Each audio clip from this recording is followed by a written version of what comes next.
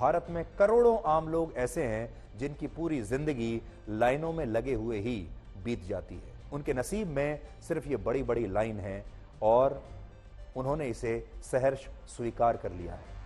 और ये जो लाइन है हमारे देश में, ये जन्म से ही शुरू हो जाती है। 140 करोड़ का देश है, असल में लाइन ना हो तो और क्या होगी। इसलिए हमारे देश के लोगों को बचपन से ही, पैदा होते ही लाइन में लगने की आदत है, क्योंकि सरकारी अस्पतालों में जब बच्चे की डिलीवरी होती है उससे पहले ही बुकिंग करानी पड़ती है, तारीख लेनी पड़ती है और इस तारीख के लिए भी लाइन में लगना पड़ता है। तो यानी जन्म के लिए भी लाइन है, जन्म के बाद स्कूल के दाखिले के लिए लाइन लगती है, इसके बाद कॉलेज में दाखिले के लिए लाइन लगती है, फिर नौकरी के लिए तो एक बहुत लंबी लाइन है। राशन कार्ड बनाना हो, आधार कार्ड बनाना हो, ड्राइविंग लाइसेंस के लिए लाइन में लगना हो, पासपोर्ट बनवाना हो, पासपोर्ट में अपना नाम बदलवाना हो, राशन कार्ड में अपना नाम बदलवाना हो, हर जगह एक लंबी लाइन है। और जब व्यक्ति की मृत्यु होती है तो अंतिम संस्कार के लिए भी हमारे देश में लाइन में ही लगना पड़ता है। और यह स्थिति उस आम आदमी की है जो अपने वोट से नेताओं को मंत्री बनाता है, नेताओं को सांसद बनाता है, विधायक बनाता है, और इस आम आदमी की वोट से ही ये जो मंत्री हैं, सांसद हैं, विधायक हैं, लाल बत्ती वाली बड़ी सी गाड़ी में चलते हैं, बड़े सरकारी बंगलों में रहते हैं, प्राइवेट प्लेन्स में चलते हैं और उनके पास ढेर सारी ताकत होती है कि वो कुछ भी कर सकते हैं, सिर्फ इस जनता की एक वोट के बल पर। लेकिन ये जो जनता है, इसे अपने वोट से क्या मिलता है वो आपने आज यहां पर देख लिया। और यही हमारे लोकतंत्र की एक बहुत बड़ी विडंबना है। बड़ी बात यह है कि ये जो आम जनता है, इसके बारे में मीडिया भी कोई बहुत ज्यादा खबरें दिखाता नहीं, क्योंकि इन खबरों में कोई ग्लैमर नहीं है, इन खबरों में कोई टीआरपी नहीं है। और ये जो लोग हैं, ये मॉडल नहीं है, ये एक्टर नहीं है, ये बड़े बड़े सेलिब्रिटीज नहीं है, इनके इंटरव्यूज नहीं आते। इनके बस एक ही ताकत है कि ये 5 साल में एक बार वोट डाल सकते हैं। और जब वोट डालने की बारी आती है तो हमारे देश के नेता इनके घर भी जाते हैं, इनके घर में बैठकर खाना भी खाते हैं और इनके साथ रिश्ते नाते भी निभाते हैं, सब चीजें करते हैं। लेकिन जब इनकी आम जिंदगी शुरू होती है, असली जिंदगी शुरू होती है, तब ऐसे ही लाइन में लगना पड़ता है। जिस दिन हमारे देश के लोग दिवाली का त्योहार मना रहे थे, आप सब लोग दिवाली का जश्न मना रहे थे, उस दिन उत्तरकाशी की इस निर्माणाधीन सुरंग में यह दुर्घटना हुई थी, जिसमें कुल मिलाकर 40 मजदूर सुरंग के अंदर फंस गए थे और तब से लेकर अब तक इन मजदूरों को बाहर नहीं निकाला गया है। और इस वजह से इन मजदूरों के परिवारों में बहुत गुस्सा है, रोष है, जिन्होंने आज प्रशासन के खिलाफ भी विरोध प्रदर्शन किया है और आज हम सब इनके साथ हैं।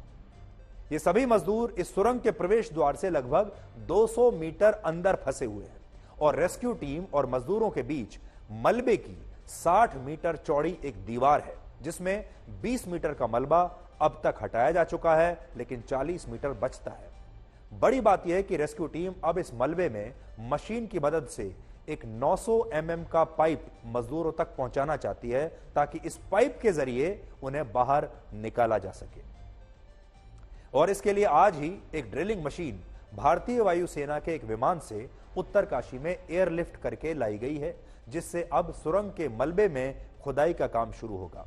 हालांकि इस फैसले पर भी कई सवाल उठ रहे हैं और यह पूछा जा रहा है कि सरकार ने इस मशीन को यहां लाने में 3 दिन का समय बर्बाद क्यों किया।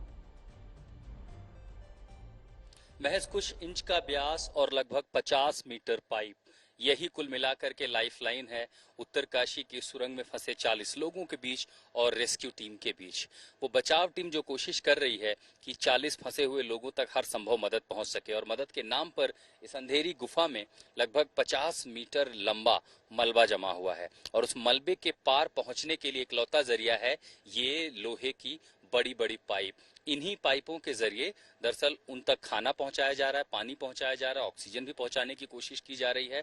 और सबसे महत्वपूर्ण बात, उनसे संपर्क स्थापित करने के लिए रेडियो काम नहीं कर सकता, मोबाइल काम नहीं कर सकता, क्योंकि अंदर नेटवर्क नहीं है। इसके अंदर से दरअसल एक 800 मिलीमीटर की पाइप भेजी जा रही है। एक और पतली पाइप है लगभग 3 से 4 इंच डायमीटर की, उसके जरिए खाने का पैकेट, पानी और हवा दी जा रही है। और इसी पाइप के दूसरे छोर पर जो मजदूर हैं, दरअसल वो अपना मुंह लगा करके उस पर बोलते हैं और 50 मीटर की ये जो दूरी है संदेश दे पाते हैं। बेहद मुश्किलें हैं उन तक हौसला बनाए रखना, उनको दवाइयां पहुंचाना, और इस हिस्से पर जो मजदूर हैं अब वो कुछ कर नहीं सकते। तो इन तक पहुंचाने के लिए इस मलबे के बीच से लगभग 800 मिलीमीटर की एक पाइप पहुंचाई जाएगी। कि इस समय जो नॉर्वे की टीम है एनजीआरआई, उनसे कांटेक्ट किया गया है। साथ ही थाईलैंड में जो गुफाओं में कुछ बच्चे फंस गए थे उनको जिस एजेंसी ने निकाला था उनसे संपर्क स्थापित किया गया है कि 800 मिलीमीटर व्यास वाले पाइपों से ये पाइप जड़ से मशीनें वहां मलबा निकालेंगी, इनको धीरे धीरे अंदर पेनिट्रेट किया जाएगा, यानी अंदर पहुंचेंगी, और जब ये मजदूरों तक पहुंच जाएगी